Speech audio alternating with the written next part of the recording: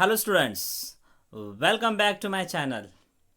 Today we are going to see chapter first, when, where and how, part second. In part first we have seen the introduction of this lesson, and the parts in part second we are going to see the next part of this lesson. See, major events of the world history. We are going to see the major events of the some of the major events of the world history. The modern period of India, actually, history extends over a period of about 250 years. हमारे देश का, हमारे India का अगर modern period हम अगर देखें तो नियर अबाउट 250 ईयर्स का है. 250 ईयर्स का एक्सटेंशन है. During this time India was a colony of British Empire. इस पीरियड में, मॉडर्न पीरियड में, इसी पीरियड में इंडिया ब्रिटिश लोगों का एक कॉलोनी था. ब्रिटिशों के लिए एक दूसरा घर ही था. ब्रिटिशों की हुकूमत थी. स्लोली स्लोली वो अपनी कॉलोनी फैला रहे थे. In the early 18th century, India was influenced by the relationship which existed between the other European powers as well. इसी 18th सेंचुरी में इंडिया ने बहुत सारे यूरोपियन जो नेशंस के रिलेशंस थे इंडिया के साथ, उनका इन्फ्लुएंस भी इंडिया ने बहुत अच्छी तरह से समझा. फॉर एग्जांपल, जर्मनी का और इंडिया का बहुत अच्छा संबंध था. फ्रांस का, स्पेन का, इटाली का, United kingdom that is UK का, इंग्लैंड का, इन सभी जो यूरोपियन कंट्रीज़ थे, इन सभी यूरोपियन कंट्रीज़ का और इंडिया के ऊपर बहुत अच्छा इन्फ्लुएंस था. See, before we take up the study of modern India, we shall briefly focus over the changes that took place in the world that affected our history tremendously. हमारे modern India का हम study करने से पहले और world में पूरी तरह से कहाँ पे किस तरह के चेंजेस हो गए और वो चेंजेस इंडिया के ऊपर किस तरह से अफेक्ट करे, उसका परिणाम इंडिया के ऊपर किस तरह से हुआ, ये हम जानने जाएंगे. पहला हम वर्ल्ड में हुए जो इम्पोर्टेंट चेंजेस है उसके बारे में जानेंगे. सम ऑफ द मेन इवेंट्स वर, ऐसे कौन से इवेंट्स थे जो वर्ल्ड के ऊपर उनका इन्फ्लुएंस रहा. Number 1, the very first important event is renaissance. Second, industrial revolution. Third, discovery of sea route. Fourth, imperialism and colonialism. See, now we are going to see Renaissance. What is the meaning of the Renaissance? Here, Renaissance is a French word. It is a French word which means rebirth. Renaissance एक French word है और इसका meaning है rebirth, पुनर्जन्म. किसका पुनर्जन्म? एक person का है या थिंग का है या किस चीज़ का है? एक आइडियोलॉजी का पुनर्जन्म है, पूरे कल्चर का पुनर्जन्म है. देखो कैसे. It was a cultural moment, एक कल्चर मोमेंट था which saw the revival of classical learning, culture, art and architecture between the 14th and 16th century. The revival began first in Italy and then spread to the rest of the world. अब ये क्या है, इसे हम ज़रा detail में समझेंगे. सी,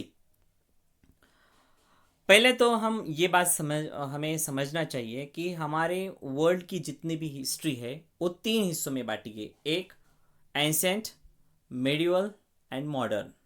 एक एंसेंट हिस्ट्री में और दूसरा मेडिवल हिस्ट्री में एंड मॉडर्न हिस्ट्री में. जैसे कि हमें पता है कि एंसेंट, मेडिवल एंड मॉडर्न ये 3 पीरियड है. एंसेंट पीरियड को हम ओल्ड या फिर क्लासिकल पीरियड भी कह सकते हैं. एंसेंट पीरियड में जितने भी ग्रेट थिंकर्स थे उन्होंने बहुत अच्छी नॉलेज बताई है उनके किताबों में, लेकिन वही नॉलेज मेडिवल पीरियड में कैरी फॉरवर्ड नहीं हुआ.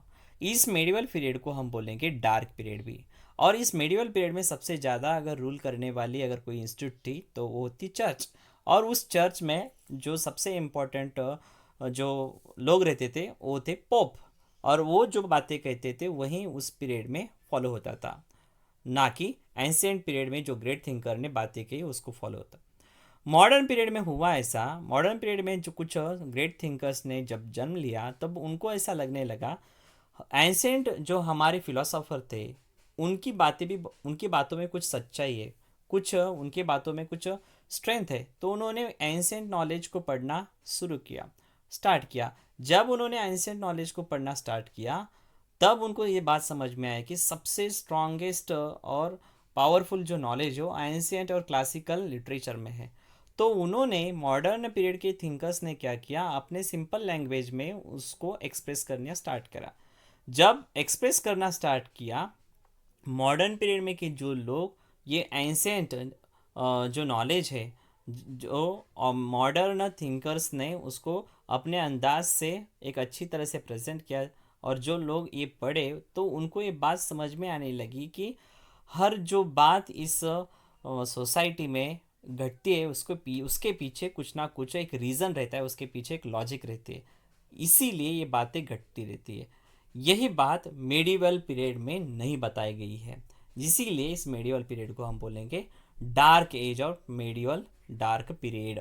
अब ये जो ज्ञान है, ये ज्ञान जो एंशियंट पीरियड से और एक बार न्यू फॉर्म में आया और एक बार उसका जन्म हुआ, इसे हम बोलेंगे रिनाइंसेंस। क्या बोलेंगे इसे?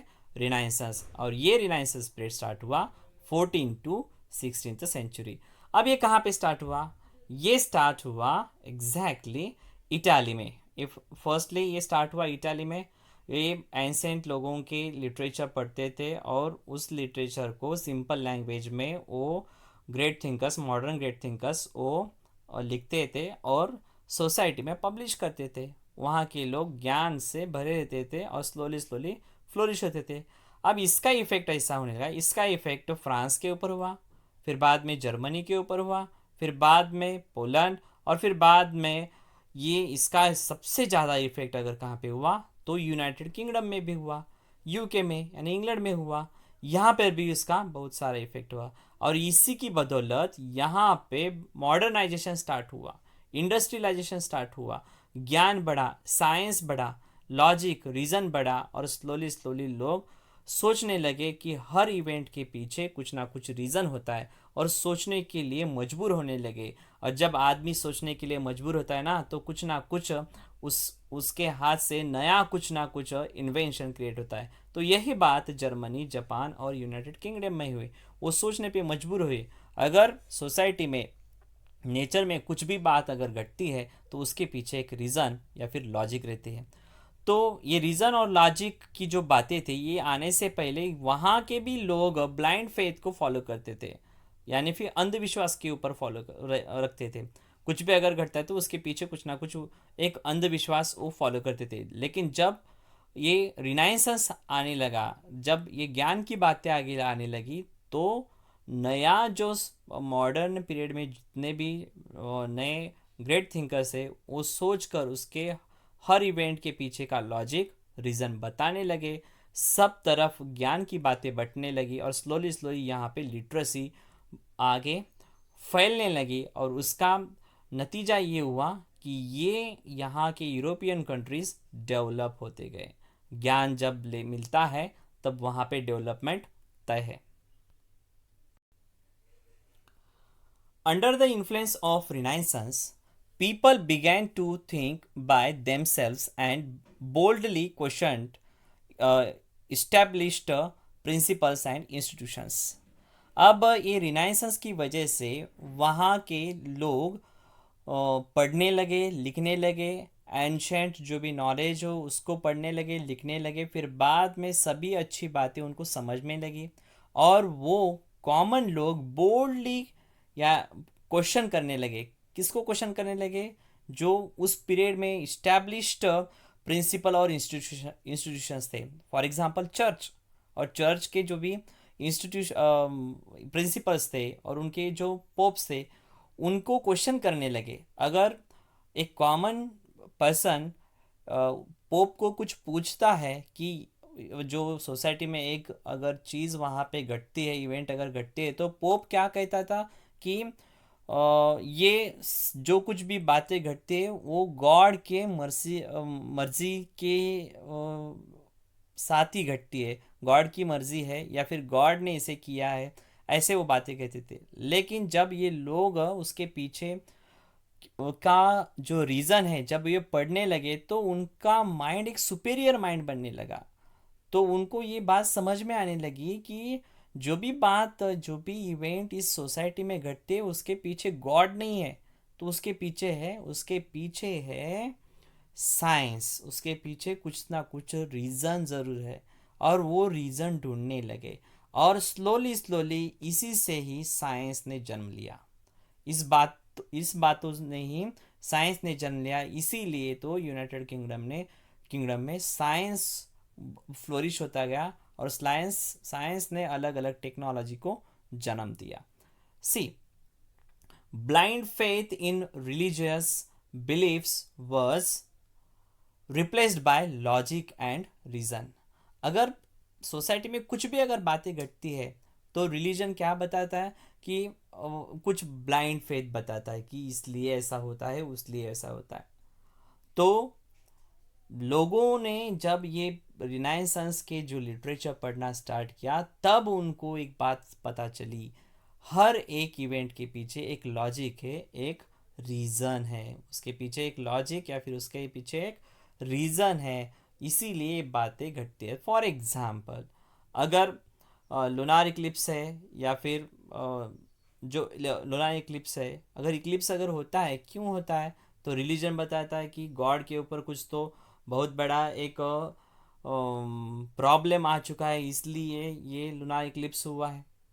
तो उसके पीछे अगर हम स्टडी करें तो उसके पीछे एक लॉजिक है, उसके पीछे एक रीज़न है। Hence it was a period of scientific approach. So यही पीरियड है रिनाइसेंस पीरियड। इस रिनाइसेंस पीरियड में ही एक साइंस ने जन्म लिया और वहाँ से लेकर अब तक साइंटिफिक अप्रोच आगे आने लगा और हम उसे अडॉप्ट करने लगे। I hope you understood this video, my teaching. If you understood my teaching, then please like, share, and subscribe my channel. Thank you.